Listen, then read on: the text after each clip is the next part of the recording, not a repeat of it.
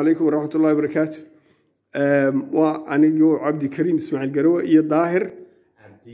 عبد الشامور waxaanu joognaa masaajidka Bilaal ee Cardiff oo maanta ciida aanu ka soo ururnay imsan soo ururnay daahiro waxaan soo ururnay 450 iyo 55 biiban soo ururnay ما شاء الله جزاك الله خير ما شاء الله انت صار صورنا صار اسمه عند ضم بايبان تسمعنا لهين لكن وحوي العد في عم بقصو حريتي ما شاء الله marka wixii loo dhaqaaqana sidaas ma taqaana ma sha Allah lagu daba taqaana ilaahayna ku guuleysinaya صح marka wayna mahadsan yihiin walaalahayga islaamka ee ma taqaana masaajidka maxaadana bilaal joogay ma taqaana lacagtaas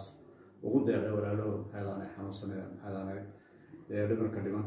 marka waxa weey waana mahadsan yihiin waan halka ka soo saarayna ilaahay waxaan hadana u barayna bedel khayr qaba inuu Allah ugu bedelo aamin annaguna bataqaana hawsha wadna waxa weey jaande walaalaheen kala waxa leenahay halka hawsha si wada aamin insha Allah waan guuleysanayna insha Allah ilaahayna waa naastore ciid mubarak waan wada leenahay dhamaantiin aamin aamin aamin ciid mubarak ciid mubarak ciid mubarak